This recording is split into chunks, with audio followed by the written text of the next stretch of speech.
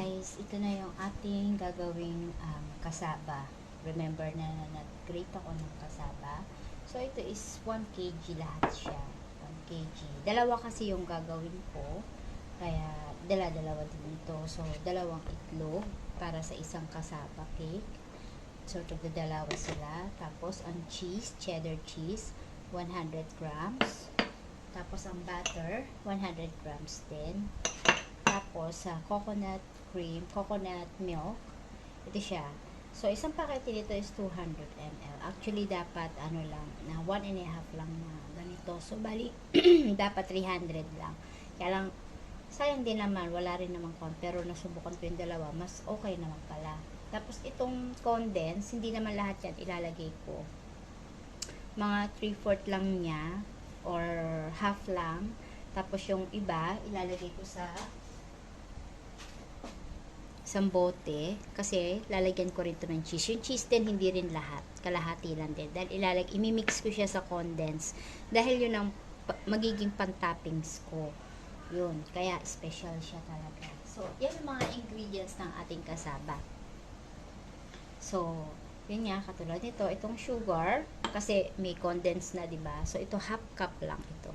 Half cup lang siya. Ayan. So, simulan na natin yung pag-mix. So, ito na, simulan na natin yung unahin natin ito. Dito tayo sa umpisa. So, unahin ko dito is yung butter. Kasi kailangan, ito is, hindi siya melted butter. It's a softened butter siya. So, kailangan ko siyang unahin para ma-mix-mix ko siya sa kasaba o sa balanghoy or sa kamoting kahoy sa Tagalog. Balanghoy sa Bisaya. Marami tayong kakilalang Bisaya, kaya tayo ay Bisaya. Diba? May halong Bisaya ang ating pagsasalita. Yan. Ihalo-halo ko na yan. Shoutout nga pala sa lahat ng team classmate, pangunguna ni Kuya Benny B. Mahal, si Derla Jen, Sis Walk Jagran, sino pa? Si Emmy Dasok. Siyempre, si Emmy Dasok. At saka si Rams Motovlog, Sis Jennifer's Vlog, yan, Margie TV Official, yan ang mga team classmate. Ayan. Tapos, sa Team Pasyaw, shout out din, si Kuya Boy Pasyaw, Sis Juljen, Sis Pangyaw, si Sambel, Sis Malu Saludes, shout out na rin sa iba, kay Sir Rick TV Official, Kamimo Farm 2, FAM2, diba? Sino pa? Si Australia, si Bisaya ng Australia, si Sis Arsenia Vlog, yan. Pakisupport din po sila. At si Mother Earth, Shouty, at si Kuya Panoy TV, si Kuya Lima, Sis Rosana 77, Sis Majoy Ski TV, sa Team Butete, sa pangunguna ni Edison Butete Official, ang channel po niya. At saka si Arnel Baya TV, JP Bentong TV, Sis Dabing ng Davao. Ayan, may mga channel po yan. Sa charity vlogger naman po ang Team Butete. Ayan. And then, syempre si Sir Ken Reed din, Kalingap yun. Ayan, mga charity vlogger po yan. Yang Ski TV.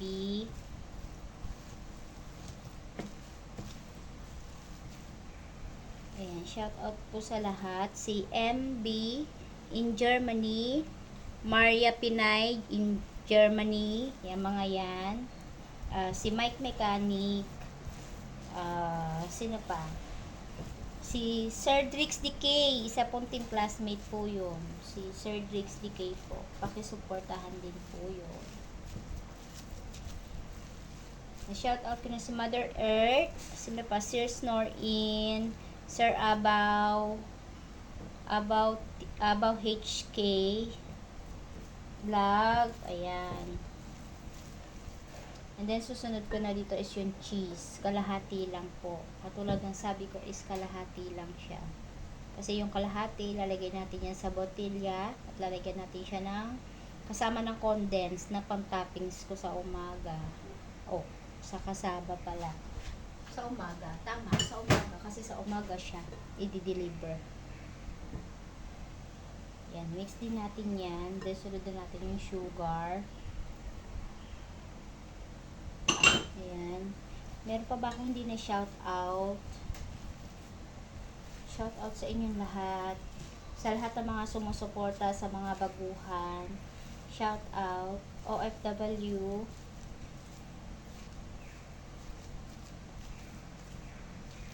Si OFW, buhay ba yun? Oo, buhay ata siya. Ayan. Kalahati lang din ito. Ayan. Kalahati lang. Kasi may asukal na yan. Ay, ayoko naman na masyadong matamis. Mahirap din naman masyadong matamis. Nakaka-diabetes naman. Sobra naman ng matamis. Kasi may asukal na. Then, meron pang corn. Lalagay ko na rin ulit yung egg. Yan. 2 itlog. So, yan na. Sir Bert Widow. Tapos, pati na yung gata. Ayan, 2 gata siya.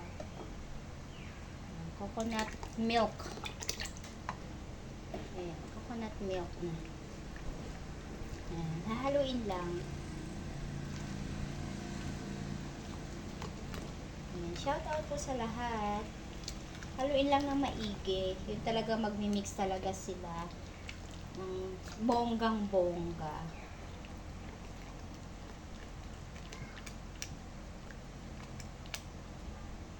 Talaga magmi-mix lahat.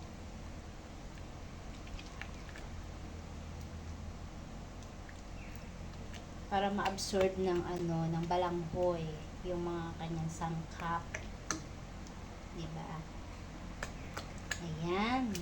Ganyan na po siya. Ayan. Ganyan na po yan. Ayan. Kita nyo na po. Ganyan na po yan.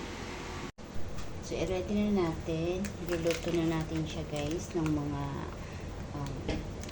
half an hour. Medyo matagal siya. Pero after 20 minutes, kailangan i-check kung medyo na siya, nag-firm na siya para malagyan na natin siya ng toppings. Ganun. Ayan. Ayan na siya. So, let's wait. So, yan na. Lalagyan na natin siya sa oven. Ayan siya na. Kasi maingay. Sa cellphone ko na. Maingay kasi. May natutulog pa. Ayan. So, ayan na. Medyo firm-firm na siya. So, lalagyan na natin itong toppings niya. Diba? Shout out nga din pala kay Sis Recap. Yan. Very solid supporter din niya. Nakikita ko siya kahit saan. Lagi kami nagkikita. Kahit saan.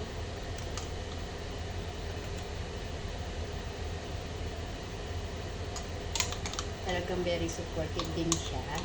At congrats. Nanalo ka sa last chapter.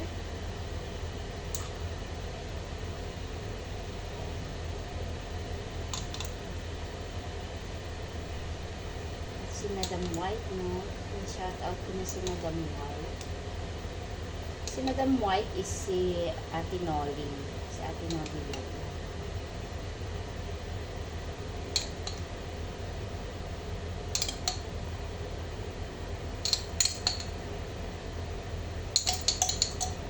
Si Kylie, shout out Kylie.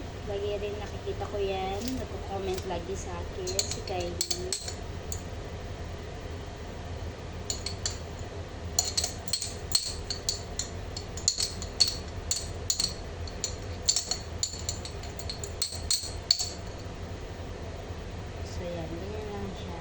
Pinaka-toppings, yan yung natirang condensed at saka ng cheese.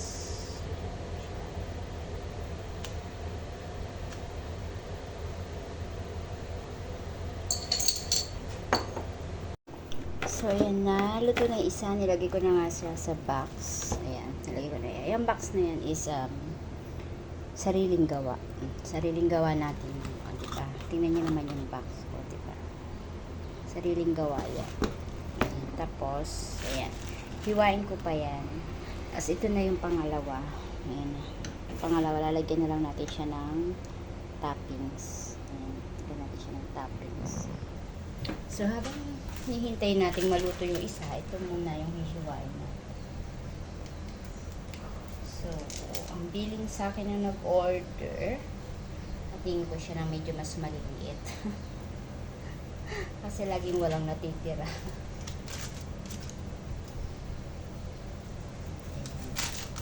Ang benta ko pala nito, isang ganito, is $28. Pero dahil kakilala ko yung nag-order at birthday, basta birthday lang ha, $27 lang yung singil ko. Medyo, nakita nyo naman yung ingredients, marami diba? So, konti lang yung tubutin dyan. Effort pa, masahe ko pa. So, yan, fresh yung kaibigan lang talaga yan. Mataas na rin kasi yung bilhin dito sa Singapore.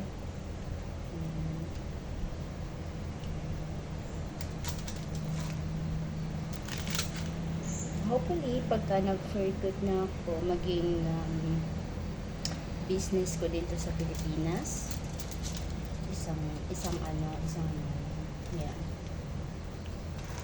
bagay na madadala ko pag umuwi ako, na sana is mag-click. Pero ang gusto ko talagang negosyo sa mga nakakakilala sa akin at mga kaibigan ko sa Facebook, nakikita nila ko ano mga tinda ko, yun talaga yung gusto ko, merchandise talaga. Kasi dun ako nahubog, kasi yun yung trabaho ko nung wala pa ako sa Singapore. Tindera ako ng mga dry goods merchandise. Ayan siya.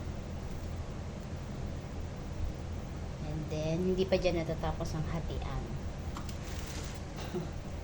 Stingy yung may-ari. Hindi, ewan ko lang kasi yun ang gusto niya. Siyempre, susundin natin yung gusto ng buyer, diba? So, ganyan pa siya. So, isa-isang kagat lang.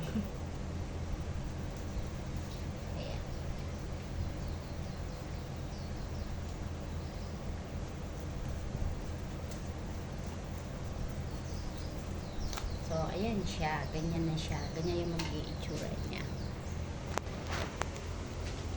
Diba?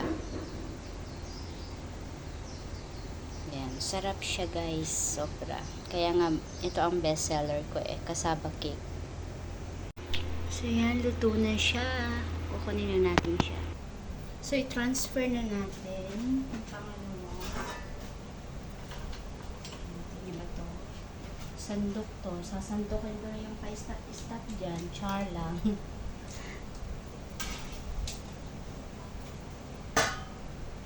Ayan na. O, diba? Ew.